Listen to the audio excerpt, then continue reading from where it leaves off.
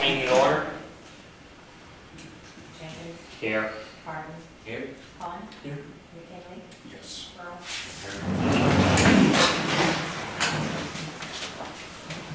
I pledge allegiance to the flag of the United States of America and to the republic for which it stands, one nation, under God, indivisible, with liberty and justice for all.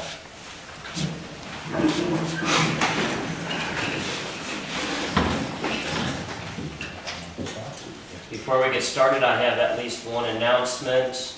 Over the last year, the city manager has been working diligently to secure resources and monetary donations to place a restroom out in South Park. I'm pleased to announce that one citizen stepped up and funded the restroom entirely. We received a donation that will cover the cost. So South Park will receive a new restroom. That citizen wishes to remain anonymous. Fantastic. With there being no public comments on the agenda items, we'll get to the public comments that we do have at the end of the meeting. We move straight to section 1, consent agenda. Make a motion to approve the consent agenda? Second it. Call it.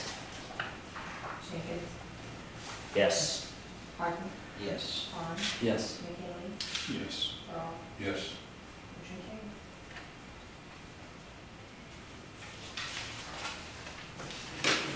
There being no unfinished business, we move to section 3, new business.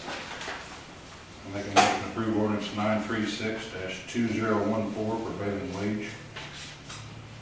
Second. Any discussion? By state statute, we have to do this annually, so kind of taking care of some business here.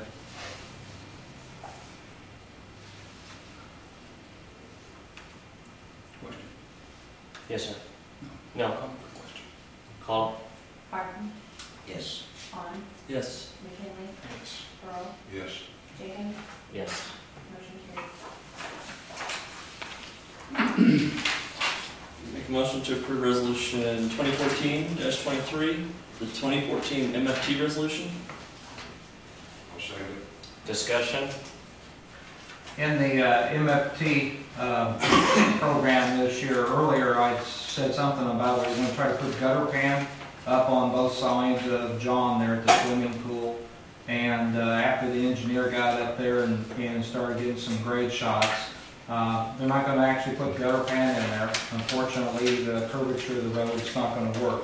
So what their plan is, it's in the resolution, is to core out some of the asphalt on the swimming pool parking lot, feather that back in to create somewhat of a ditch, and on the east side, then there'll be a new ditch cut through there and some culverts installed to get that water to go north to those catch basins. So just so you know that concrete gutter pan will not be there.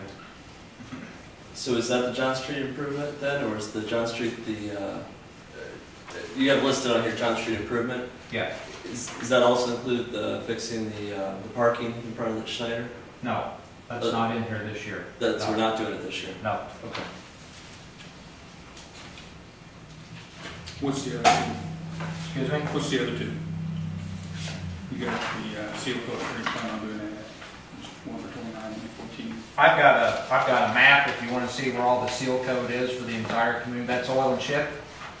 And then the spray patch, what they do is with X number of dollars per spray patch, Fred will go around, he'll mark with some of the streets of Alligator, and they'll just do the hit and miss, because Ileana does not like to come in and do patchwork. They like to either do the sides or the entire block. So that's the differences there. Here's one thing I'll say to you that I really personally don't like, and I'm sorry that I voted for it, for Plum Street. That on Plum Street needs to be taken up. That on Water Street needs to be taken up. We got curbs there, we're not even taking advantage of the curbs. I mean, you're just putting the water in somebody's yard. We're talking about trying to get water away from the swimming pool, we're just putting water in people's yards in those places. Maybe not so much on Plum Street right now, but on Water Street, you're real close to doing that. I think somewhere along the line, we need to take that asphalt up and go back down to the bare brick You mean on Water, here on the east? from Main Street back towards Washington.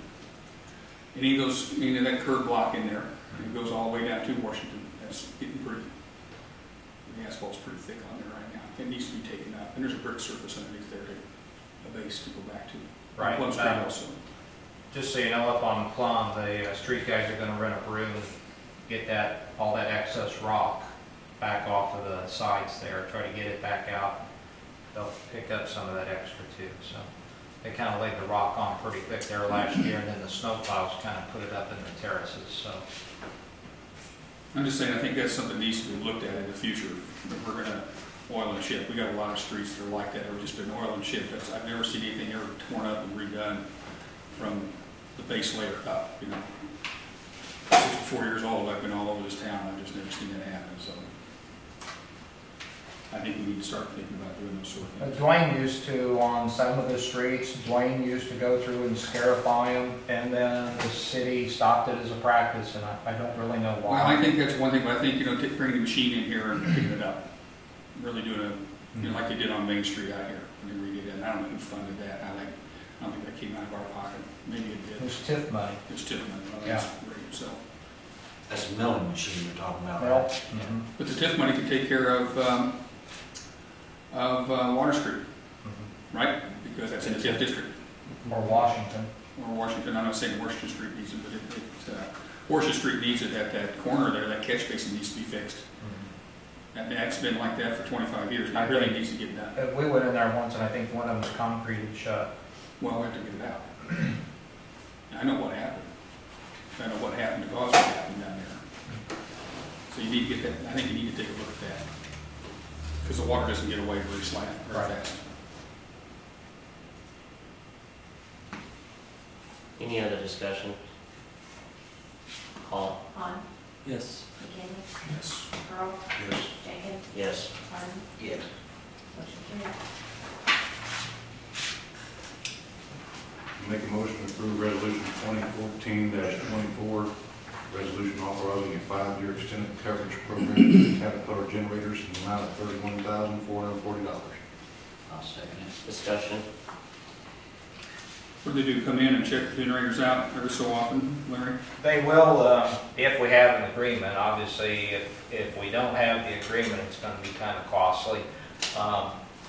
They don't sit there and run very often. Rick wants to make sure that between the extended warranty and the service maintenance agreements, that keep those two Caterpillars up to speed. So Have we done this in the past? Or is this the first time for it? this will be the first time because the warranty is expiring. Now, we got in the budget for this, Yes, this was in the budget. When Rick was here, he explained that to you, that he had put this in there. So this is warranty plus them coming and inspecting it. Correct.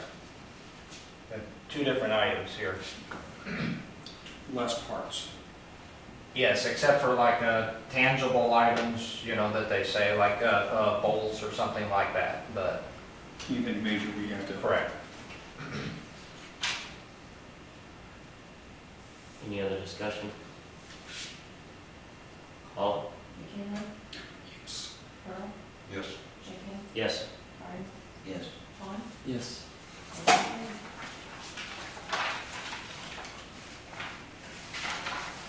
Make a motion to approve resolution 2014-25, 6-year maintenance agreement with the Caterpillar generators in the amount of $10,756 per year. I second it. Discussion. This kind of, there again, goes hand in hand with the one that you just passed. So,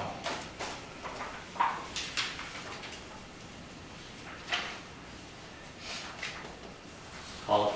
Earl, Yes. Jenkins, Yes. Harden, Yes. Han, Yes. McDaniel, Yes. motion carries. This moves us to section 4, other items, the city manager's report. just a couple of things. The contracts have been signed with Donna Matera for the pharmacy. When I talked to her last week, she thought that within the next 30 days, you'd see some activity down there. She wants to get going ASAP. She has been down to the bank here and talked with them about some additional financing, so she's pretty excited. There may be a point in time when you guys will be able to meet her.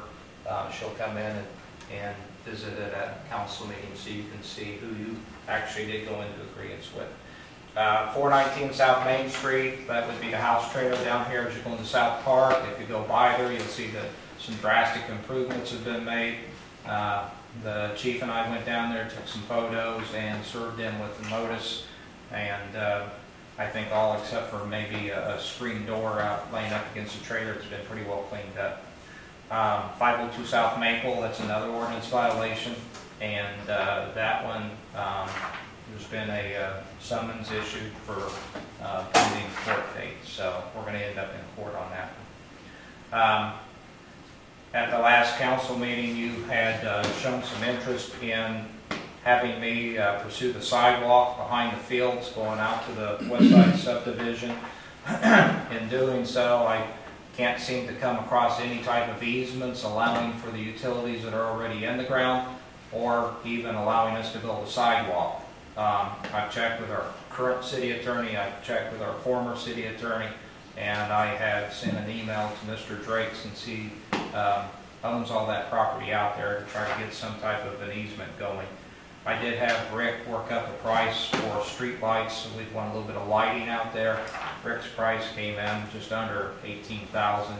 And the price of the sidewalk that I quoted you here at $80,000 would be if it was out along the highway. So if you take measurements, I think the way it looks, roughly, if you Google map it, it's about 100 foot short back there behind the field. So the price is going to be relatively the same. But I got to get an easement first before we can proceed. The fire hydrant up there on North Main Street, the guys did get that fixed. You know, that had been leaking for quite some time. They were out on South Main this morning looking around. They're going to start digging to get that water main hooked up for South Park. Hopefully this week that water will be in the mains. Obviously that it has to have some permits from the EPA before they can actually do a lot with it. And there again, I've got a meeting in the morning. We're going to get some elevations for the restroom building out at South Park. So as soon as I can get that, then the permit will get mailed off. Any questions to the city manager's report? And before I get too far with that one too, I sent a thing out because there was a forum there on Facebook about where to put the bathrooms and need feedback from this table as well. A lot of it's set over by the ball fields, but that's an awfully large park, and if you put the bathrooms over by the ballpark, if you're at BMX and if you're at soccer and playground won't be too far away, you have just as long of a walk. I thought to put them over where the porta potties are. I would think that maybe you're all familiar with that. If not, please go out there sometime and take a look. It's close to the ball fields, but it's a little bit more centralized. And it's a little bit higher ground, because we kind of want to get them on higher ground. We don't want to take them water all the time. So I don't know where you guys think they need to be. There's really no right, there's really no wrong. But they should just serve the baseball diamonds. Accessible to the pavilion also right there, wouldn't it? Yes. Hey, you're going to have the playground equipment, installed later this week. And to me, the little kids are going to be using the bathrooms quite a bit. Well, I think where the porta potties are would be a good spot, but I don't know what you guys think. I've seen that pavilion used quite a bit here lately, so I think it probably would be better off having, in my opinion, more of where they're at now too. And eventually we're going to address the pavilion and get it up to snuff. Well, Rick, talking with Rick Harsty, brought up a good idea. There's a little bit of a homemade concession stand underneath that large pavilion. Build a small size bathroom facility, just the building big enough for a bathroom, and then in the excess funds work on making the concession stand underneath that pavilion better, because that truly is used for the ball fields. So you've already got something started there, just to make that an improvement. You might be able to do both, instead of building a grand building similar to Weedman Park that's already got a concession stand in it. So,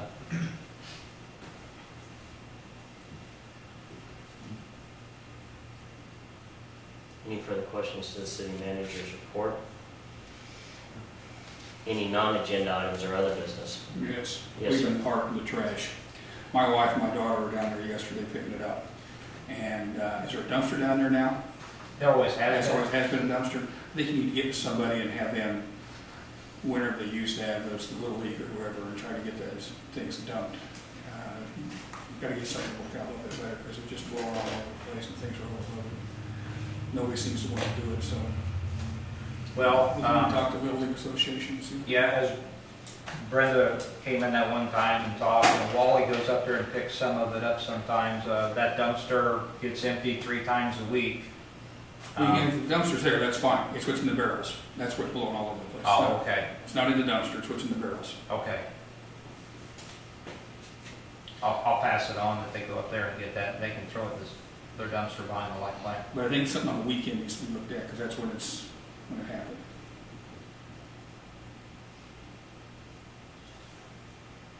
Any other non-agenda items? I have one. I had a citizen of Farmer City recently make a comment on the mayoral Facebook page about some problems that they've had on Monroe Street with some neighbors. In a private message, they told me that they were blaring the music again. So as soon as I was finished, I drove down Monroe Street just to see if I could hear the music or anything like that. And I noticed multiple, I can't stress that enough, ordinance violations on that street with some of those trailers out there are far worse than anything that we have on 419, I think, South Main. I would love, highly encourage our officers to make sure that we uphold the ordinances in this community and put a lot of attention on that street. There's got to be some major safety issues. It's just bad. So if I would appreciate an update at the next meeting on how we are moving forward on this. So, any other non-agenda items? I would just like to ask a question, Yes. kind of pertaining to that. When our officers are out and about, if they see something like that, do they wait for a complaint or do they initiate it themselves? They wait for a complaint, yes. Okay. That goes back from previous city attorneys telling us that that's how they kind of wanted it handled, so. My It's just understanding. always been the way we've done it. My understanding is they what is it? They can't give the appearance, this is what the lawyer said, that they're picking on anybody or anything. Now, I don't understand smoke. For example, we have an ordinance that says you can burn Friday, Saturday, and Sunday. There's smoke in the air on Tuesday. Obviously, this is just something, I don't see why we need to wait for a complaint. We need to deal with that. One of the complaints was that people were burning garbage, and an officer went there, and it sounds like the people were burning garbage just gave a big middle finger to them. We're going to do this anyway. I don't think we need a complaint on that. I mean, if they're breaking the ordinance, enforce the law. That's true. I understand. I understand complaints. I understand the grass, but I also understand sometimes the citizens on the mayoral page and the private messages. The message is constantly the same. The city council doesn't care, which is far from it. I know the city council cares. They wouldn't be here because it's obviously not a profitable position. It's an ongoing problem. It's been there for years. It's the same thing. We got to wait for somebody to complain. No, if they're breaking the law, like Mike says, it needs to be taken care of. So I would encourage all the citizens to complain to me so I can put a formal complaint in from here on out. So that way they're getting taken care of. And I do appreciate the work. I know that you work diligently and the work that you've done on these other streets, but it shouldn't take an act of God to get these taken care of, so, it needs to be done. Any other public comments, or not agenda items, other business? That moves us to public comments, and we do have two. The first one is by Mr. Quinn. Sir, you have the floor. Just come in tonight, put in a request for funds from the tourism committee. Steve and myself are putting together a swap meet and car show, motorcycle show at the fairgrounds on October 12th. It's the Sunday before Columbus Day. And right now our current expenses are estimated at $2,550. We put in a request for $1,000. And we're asking for that resolution to be put on for the next 2 weeks agenda. Yeah. That's it. Are there any questions? We'll make sure that that is at least put on as a resolution. 2550, what kind of a breakdown, where would the funds be going towards? That's our awards, radio advertisement, Okay. and some published advertisement. We're advertising in other swap meets that are going on. Okay. Get people to come here. Do you have an idea of what type of crowd you're going to draw? Not yet. Okay. I mean, we just got the official date from the Fair Board 2 weeks ago. Fair board approved. Yeah, Okay. Fair Board approved. So we got the official date from them. We sent out some feelers to people. We've got about 8 people signed up as vendors so far. We are doing cash prize car show, which there's only a couple of those in the state. They offer cash. So we're hoping to generate some interest, from there, aside from what you would see during the Heritage Days car show. It'll be kind of like the Heritage Days, Okay. except there'll be a swap meet, people selling cars, and the fair board handling all the concessions, Excellent. and any proceeds Yeah. that we make, we're going to donate to the Blue Ridge High School Industrial Arts. I'm assuming this would be motor fuel tax, or not motor fuel tax, a hotel tax, so. All right. Thank you, we'll have that on next, the resolution in 3 weeks. You have 2 weeks off, I believe. 3 weeks. July. Yeah, it'd be July 7th. And then we have, Ms. Gardner, you have the floor. Okay, I've been walking my dog at night, and going down that way seems to be the safest way with no loose dogs in town. But I've noticed when I'm walking back up Market Street, there are 2 blocks that are awful dark. There's no street lights. And I believe also at the intersection of Market and West Street, there's no yield or stop sign there. Market and what? West, Okay. what's left of West Street. When you're walking down through there and it's that dark, it'd be easy to trip and fall over something, and I don't know whose liability that would be. I imagine it would probably be city. It's also dark enough that you don't know what's around you. And you said it's about 2 blocks. So I was wondering, why is that area so dark? I don't have an answer for you. Do we have lights down, or is there just no lights up there? There was an agreement to take 2 street lights down. Okay. That was, At a T intersection, usually at a T intersection by state statute, when you're pulling into a T intersection, you have to yield. So, Yeah, but lots of people wouldn't just automatically realize that. Most T intersections have a yield sign or something. There's nothing there. And if that agreement, that's still city right away, I would think, isn't it? To be able to have a yield sign and maybe a street light? a yield sign could be installed. Because it's, you talk about public safety, that's a public safety issue also. And no lights through there. I would think that property owner would like some lights just for security reasons. It's Market and what? West. Market and West. thank you, ma'am. Entertain a motion to adjourn. Second. All, Jenkins, yes. Harden, Yes. Vaughn, Yes. Taylor, Yes. Yes. Meeting adjourned.